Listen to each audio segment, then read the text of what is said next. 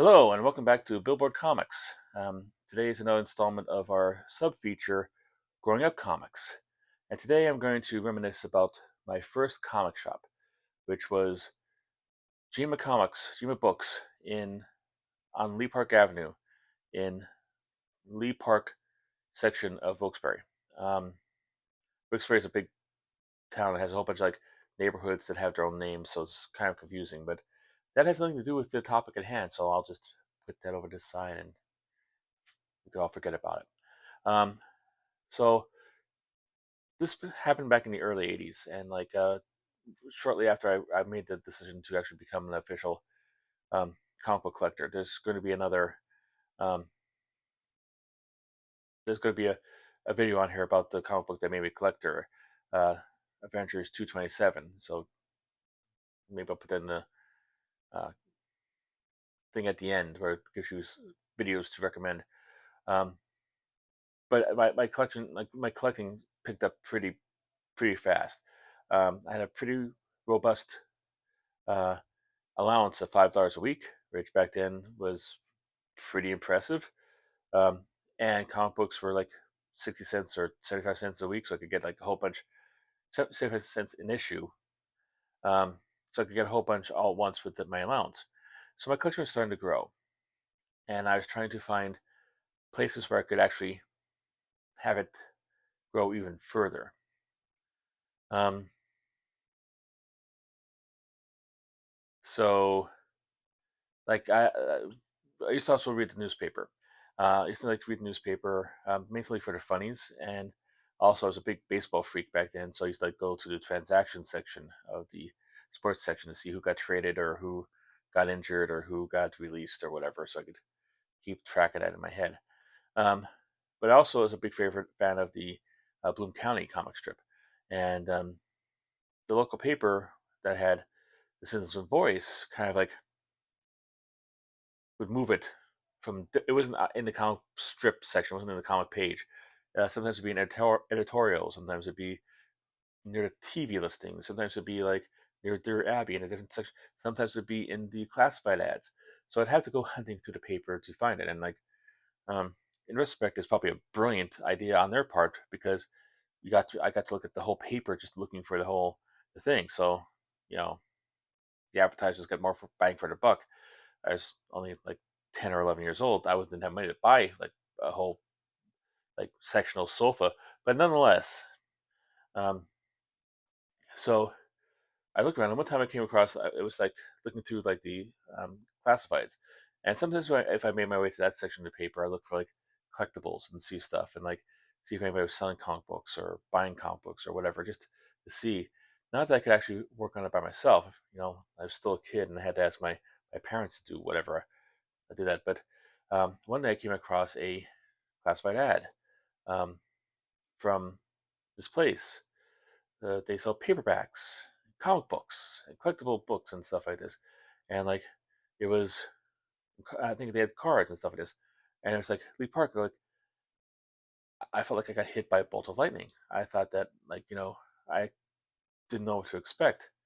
Um, it was so amazing and so like like there's a place that has walls and sells comic books exclusively.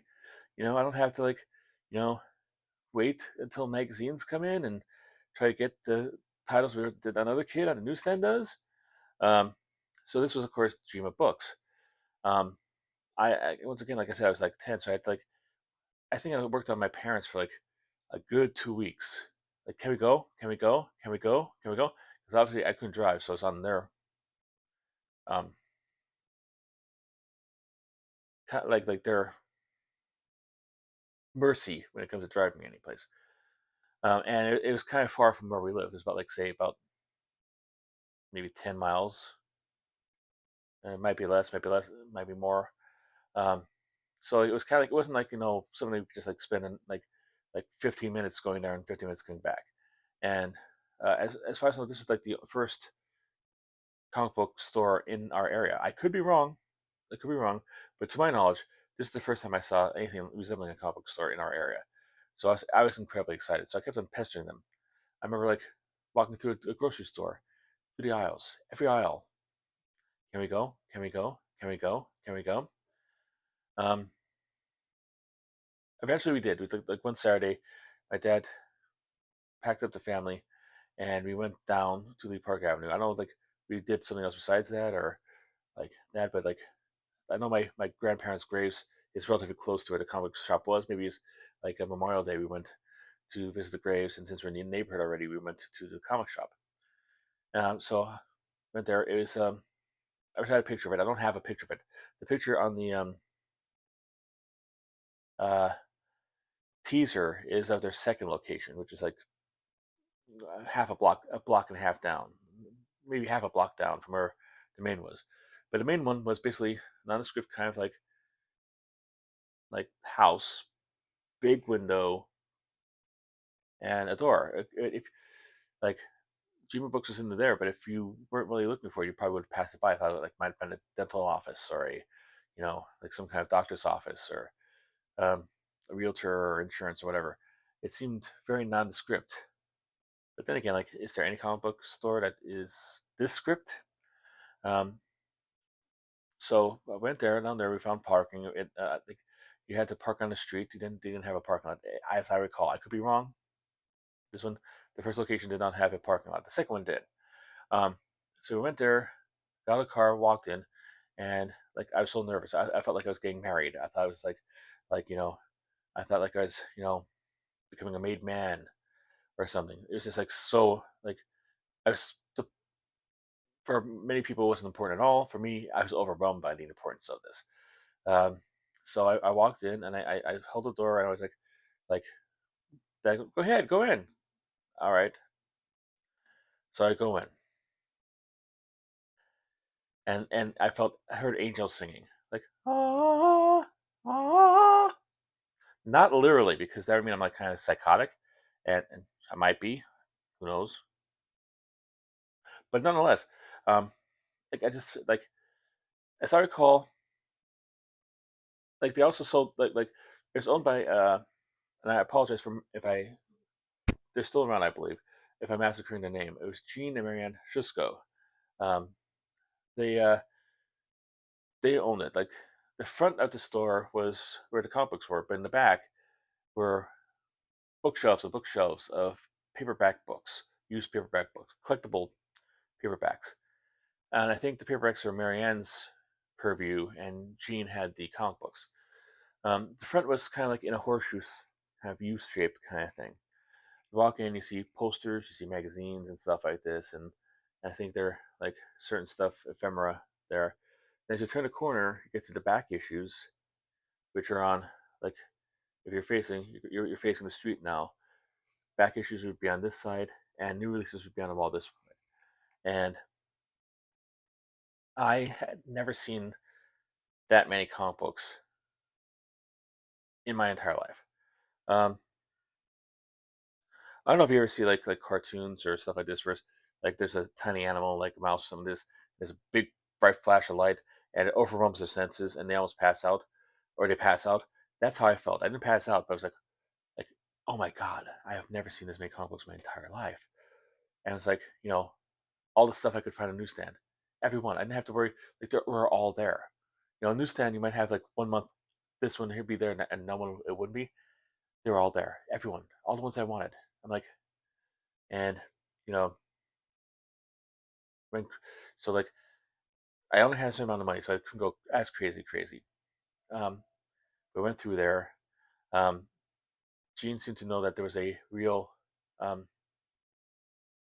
that's my first time, so he talked me to it. We talked about the hobby and stuff like this. Um, Taught me things I did not know about the comic book industry. Like uh, I didn't know you could put comic books in bags and boards.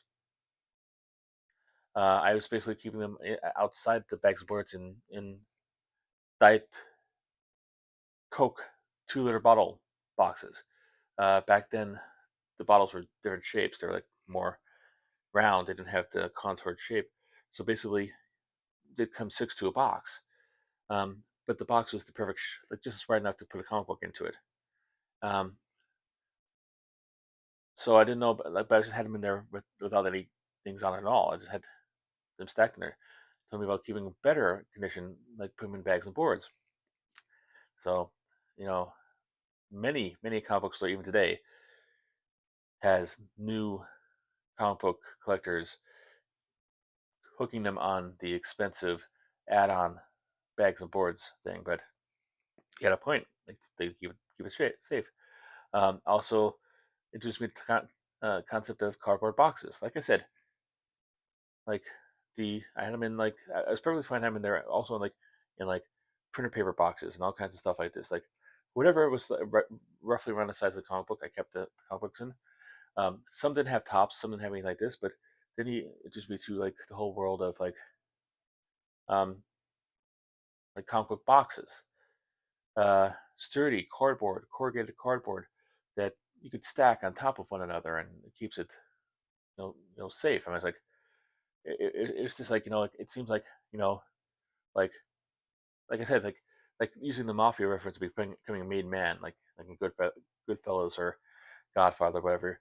It seems like when you've done good in a certain aspect, and now you're introduced into a higher echelon of the mafia.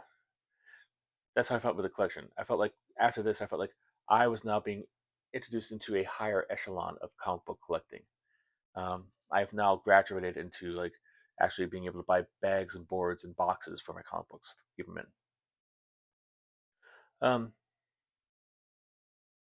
he also introduced me to the point of having a pull list, and we started a pull list with him, even though it was kind of far away, because my dad knew exactly how frustrating it was. He was also another video on this. I have talk about like we used to collect the baseball cards together. And so he understood the frustrations of not being able to find something when you need it, or having a whole new collection because it's sold out someplace or stuff like that. So he knew that kind of part of collector mentality, that how it wasn't that. Um, and he knew that like having all my comic books I wanted every month in one place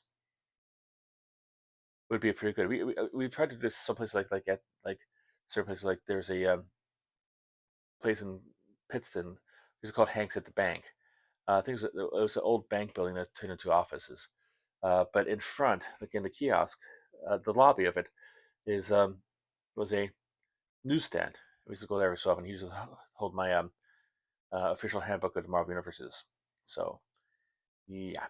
Um, so, but like it was kind of like he didn't really like to do it, and it was kind of like you know it's an issue. So having this would be better. So we got all there. Um, and this is also the place where my dad decided to start buying me like the Marvel fanfare. I think I might do an entry on this in the future, but um, Marvel fanfare was a comic book in the '80s, which um, at the time I thought was wonderful because it was on glossier paper. It was like $1.25, and everything else was 75 cents, and it was like that was really special. Um, Looking back at it, it was a way for Marvel to release their inventory stories and get money for it. But for me, it was incredibly special, and I thought it was like very Ginchy, but it's above my price point. And my dad saw like I was attracted to this book, and that would be his one book he would buy for me to every week. So I'll try to go into that a little bit later in a different video, because it probably involve copious amounts of crying and or drinking, or probably both. Let's be honest. But I digress.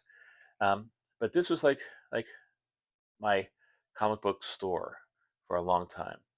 Then another one like like moved closer to me, and you know I don't know if my parents encouraged me because they were sick and tired of driving down to Lee Park after a while, um, or what. But they kind of like pushed me in a way of going towards the one I think it was over in Wyoming. It was I forget the name of it. Um, yeah, it was like it was so close I could even ride my bike to it.